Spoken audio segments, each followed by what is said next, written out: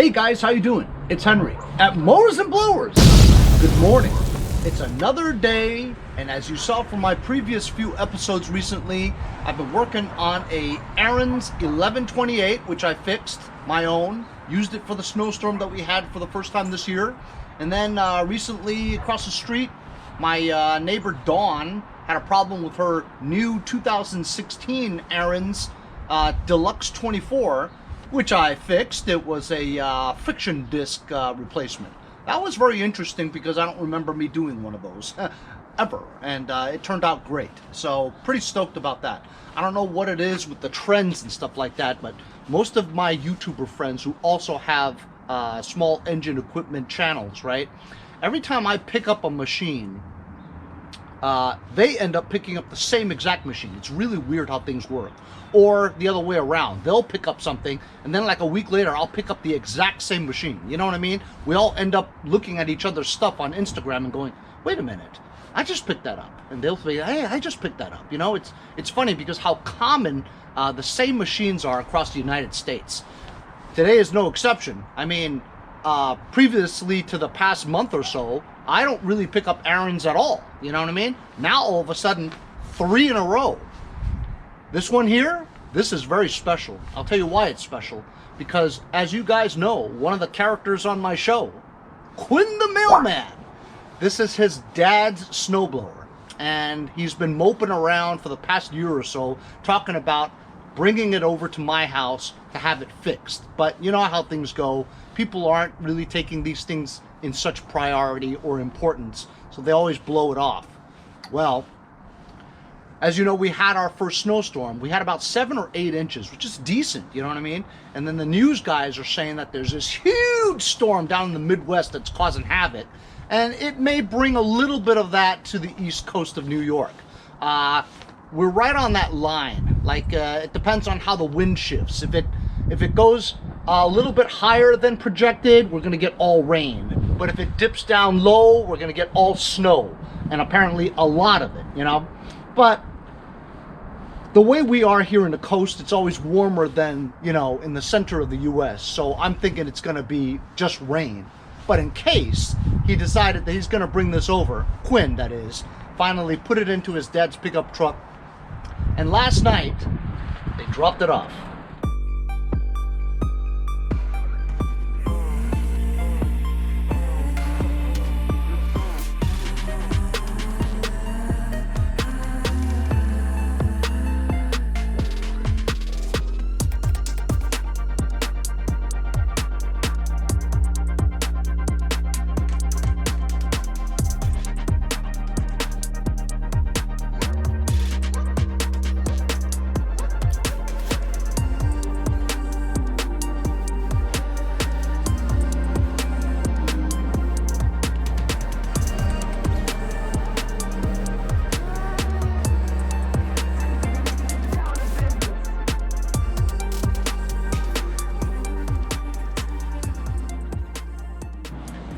It really pays off having 18 surveillance cameras around my house, because I don't even have to leave the house and I can see exactly what's going on. If you guys don't have surveillance equipment, it's really very cheap and easy to install these days, you know? It's worth it to have surveillance cameras so you can see what's going on when you're not home or when you're home, you know? Anyway, so they dropped this off last night. This is an Ariens 524. It has a 5 horsepower Tecumseh engine on it, right? Which is probably the most common. What Quinn told me his dad said was that the engine runs, but there's a gas leak underneath the gas tank, which would probably mean that the fuel lines are old and cruddy, or this fuel shutoff switch, which I've had a lot of problems with also, goes bad after a few years and leaks. So that could be it. Also, he said something about the shear pins on the auger, because while the engine does run, it doesn't blow snow. So if the shear pins are bad, I should be able to move this with my hands, and I can't. As you can see, there are shear pins there and shear pins there. The only other place it may have a shear pin is for the gearbox shaft to the impeller. Will I be able to spin this impeller with my hand? No, I can't. So next thing I would think is the belt to the auger. If the belt is either broken or not connected to the crankshaft, that would cause it for the impeller to not move. So I think that's it.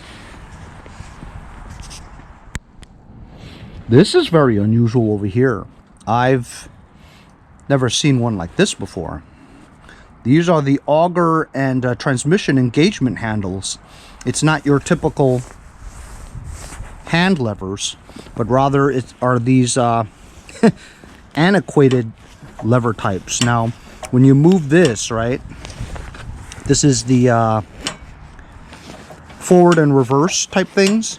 You have the gear selector here, which is normal, but to engage it, you would pull this.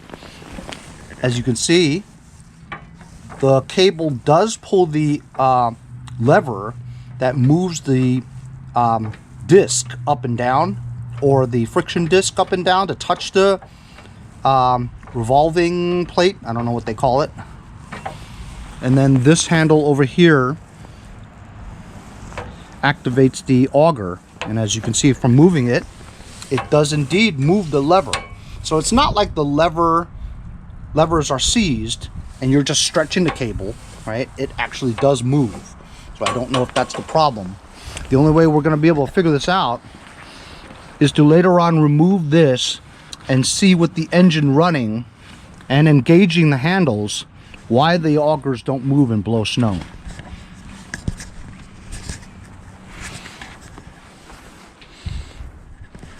As you can see here, this is the Deluxe 24 that's ready to go for Dawn and Keith.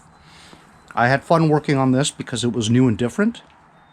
It was a significant job because you did have to disassemble the inner transmission axle and gears to replace that friction disc. And of course with this one, the Ariens 1128 Beast, it was the chain that was completely rusted out. Plus we had to do a carburetor clean and also lubricate the starter Bendix gear shaft for it to engage and move.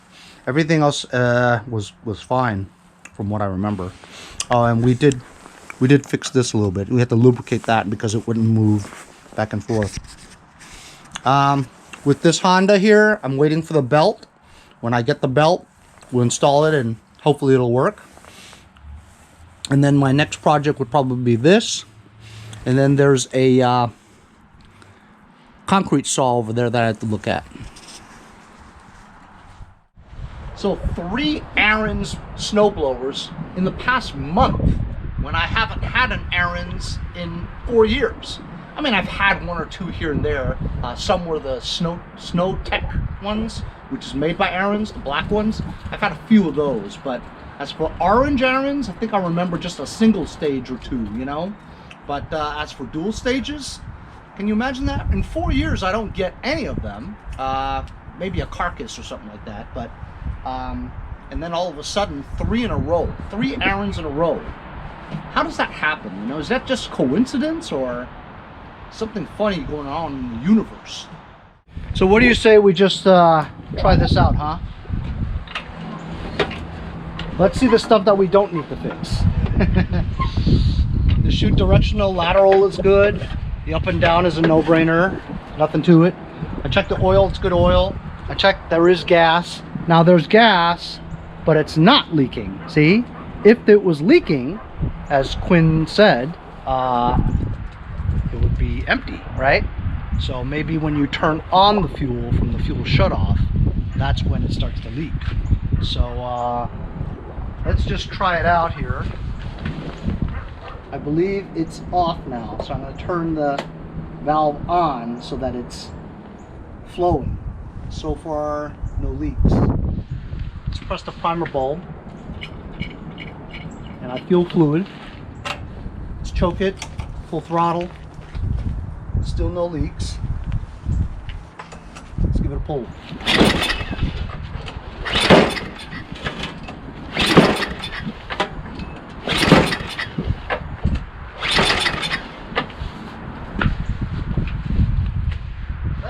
the electric start. I got the cord right here, and it has electric start.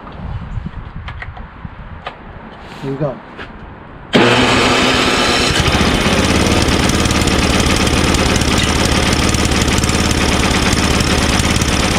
Off choke.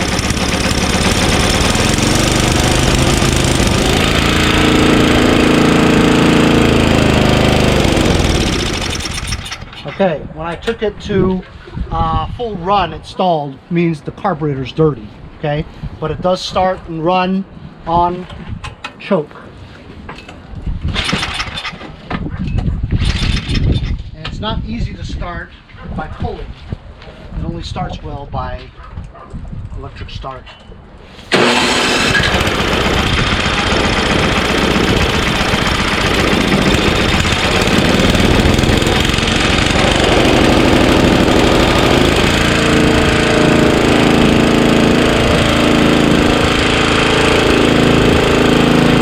So it runs well on half choke, which means the carburetor is a little gummy. There's no leaks.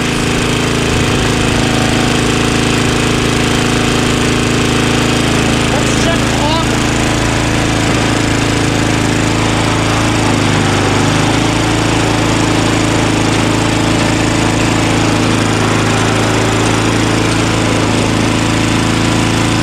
I seem to see that it is moving.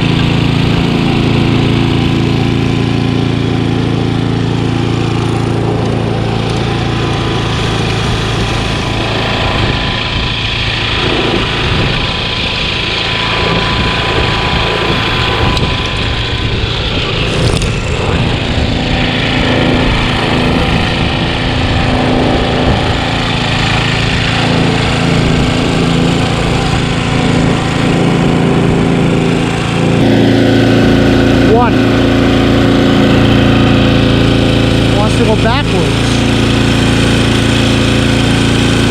2. That's when it goes forward. Needs a little bit of an adjustment. 6.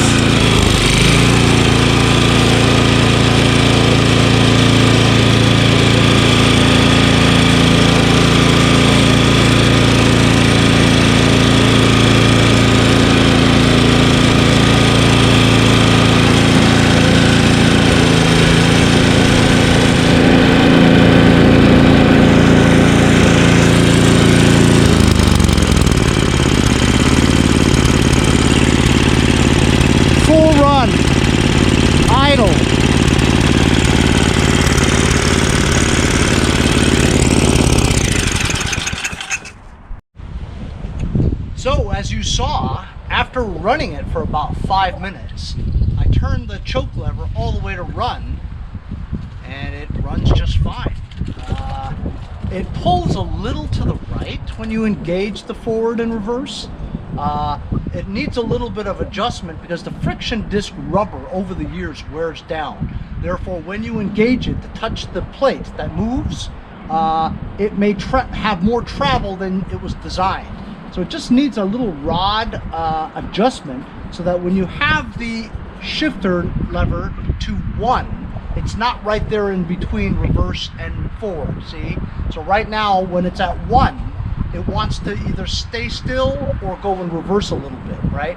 So you just need to tweak it maybe an inch or something like that, or a half an inch, you know, just tweak the lever. Move the lever, turn it like a half an inch, you know, so it gives it a little bit more pulling strength to be at 1. But honestly, as long as you know that, you know, just put it to 3 and it'll go forward, you know, put it to first and it'll go reverse. I have yet to see a leak coming from underneath the gas tank. There is still gas in it, you know, so if there was a leak, there wouldn't be gas in it. So apparently there isn't a leak. As you saw, the augers turn, the impeller blows. We even tried it with that super hard ice that's been sitting here for the past week or so. I mean, even a big piece of ice got stuck in between the auger and I couldn't move anymore. I had to extract that big piece of ice. Then I slammed that ice on the floor and it didn't even break, you see? So that tells you how strong that piece of ice was. It's solid, like a rock, you know?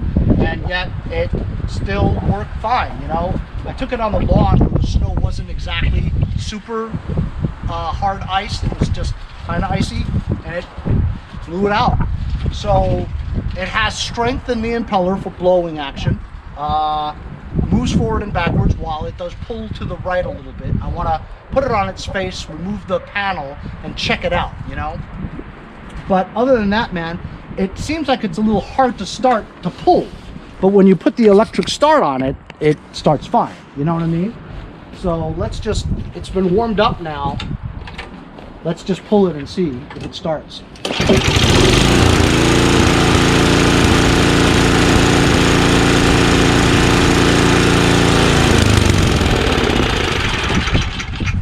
So honestly, fellas, other than it pulling to the right a little bit when you engage the forward movement, and also it needs a little adjustment on that, I don't see a leak. The auger and impellers spin and blow snow just fine, and the carburetor apparently is not dirty because it runs on full throttle, on full run without stalling, and when you put the lever to idle, it doesn't stall, which means to me that the carburetor is relatively clean and does not need attention.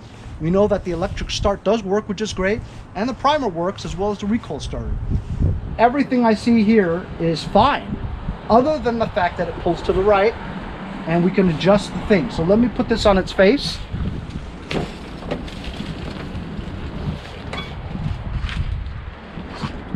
Now this looks a lot easier than the other one. It looks like just 2 3/8, and we could remove the cover to take a gander at what's inside. At least 4 bolts, but it looks like the bottom one is rotating. You know what I mean by rotating is that you can take the 2 top bolts off and you can just slide that down. Or like they say in Canada, down! It can slide down, eh? Alright. Got 2 3/8 here. Let's see if this just slides down.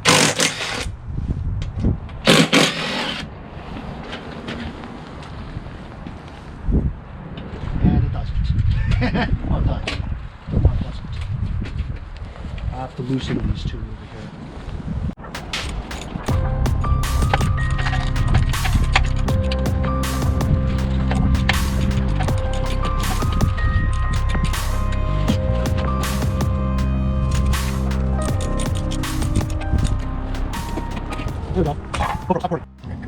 Okay, with it off, as you guys can see, belt is in very good condition here.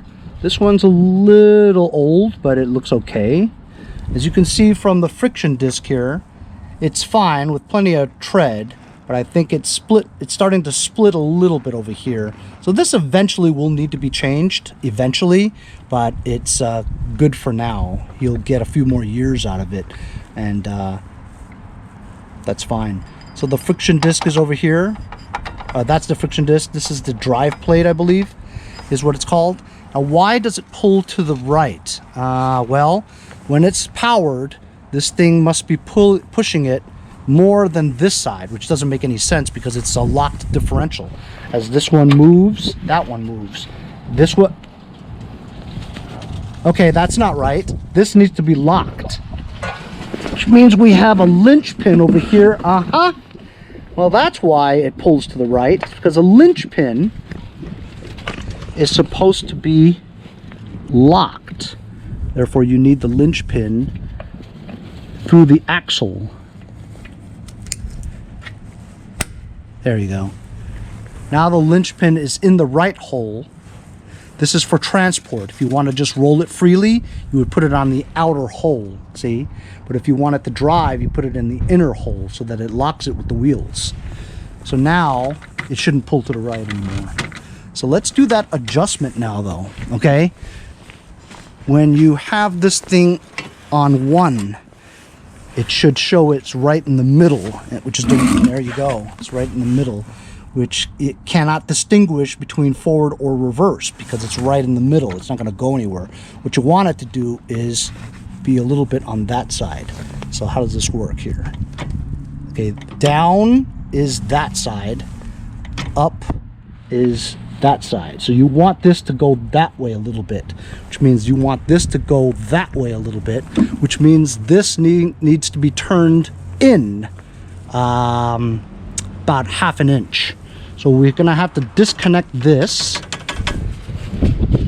and then rotate it up that way so that this thing goes up a little bit, so that when you're on 1, it's at least on the left hand side, because when you go drive, oh okay, so it's the other way around, never mind, I have to pull it out a little.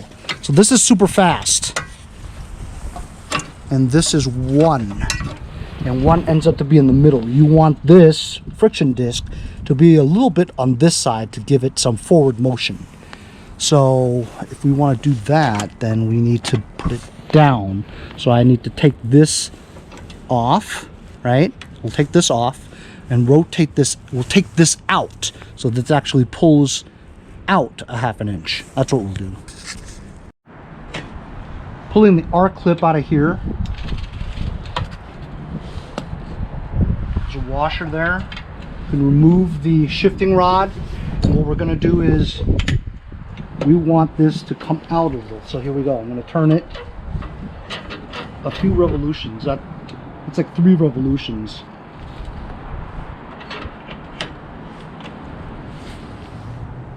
So you know what? I'm going to take it out 4 revolutions. There we go. So now that's on 1. And it still looks right in the middle, but it looks like it's more to the right, you know? Then when you put it all the way, oops. When you put it all the way to 6, barely makes it to 6, but it's all the way over there. I think that's too much, because you don't want to ruin the 6, right? 6 goes in perfectly. And then 1, you put it to 1. It's a little bit to the right, not exactly in the middle. So that's it. That's the adjustment you make to compensate for the amount of wear on the friction disc rubber that's over the years. You have to do this adjustment once in a while, you know. But that ought to fix our pulling to the right, as well as it being in first gear and not going anywhere. It should now go somewhere, you know. This is fine. Other than that, I don't see anything wrong with it.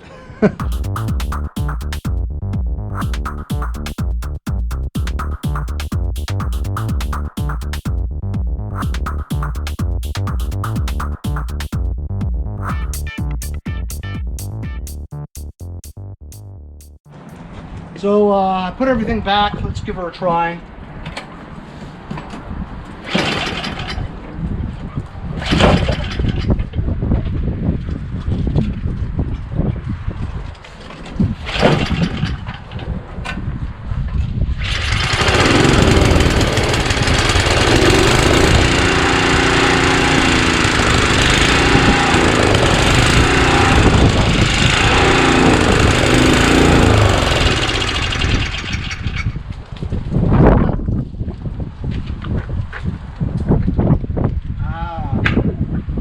now it's out of gas.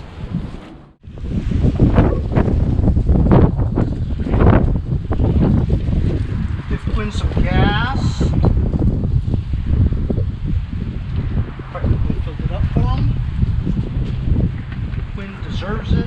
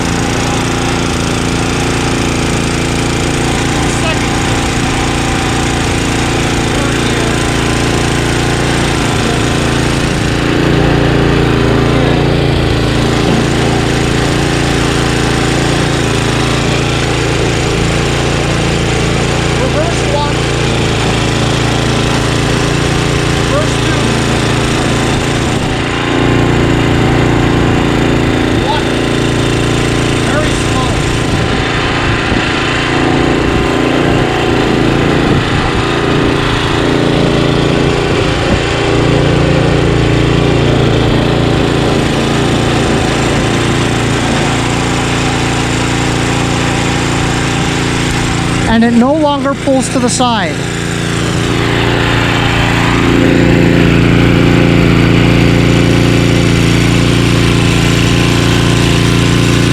Full run.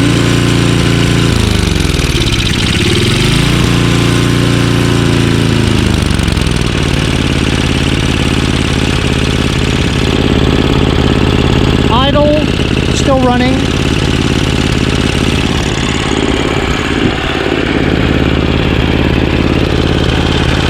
There's never been a leak. I've never seen a leak.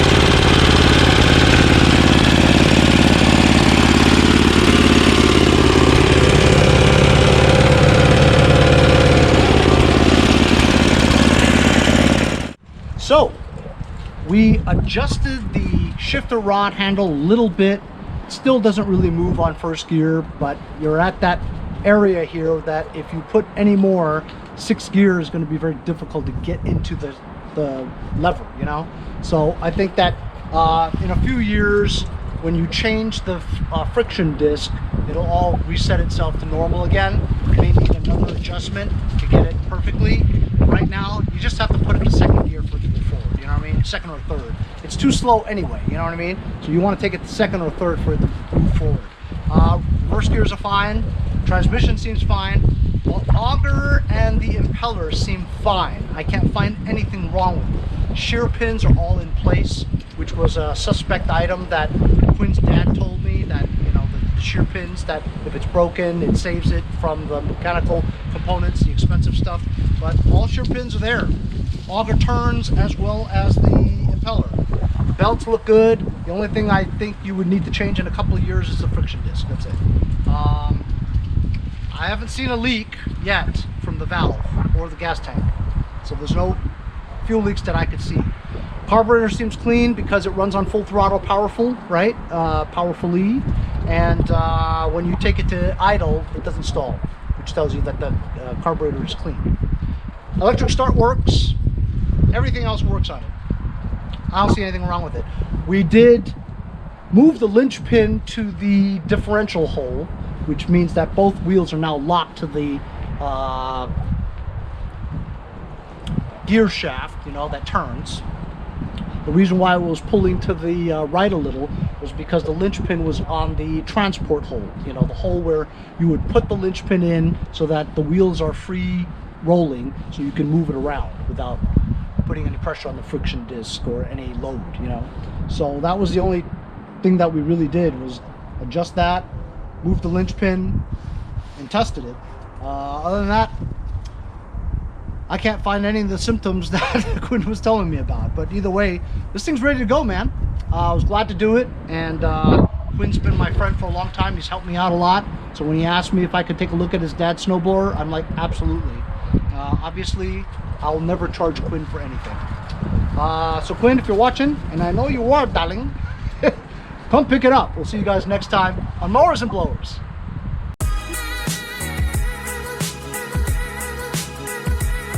Because the UPS guy screwed this up. I'm going to see you next time on Mowers and Blowers. Hey, if you guys enjoyed the video, remember to give me a like. Also, comment below. Subscribe. Remember, it doesn't cost anything to subscribe. It's free, right? Also, hit that little bell. That way you'll get post notifications whenever there's a new video and you won't miss out on any of them. Remember to follow my Instagram and Facebook, as well as if you'd like to donate $1 or $2, paypal.me/mowers and blowers. Really appreciate all the support. Also, to keep the videos coming every day, support the channel. Bye.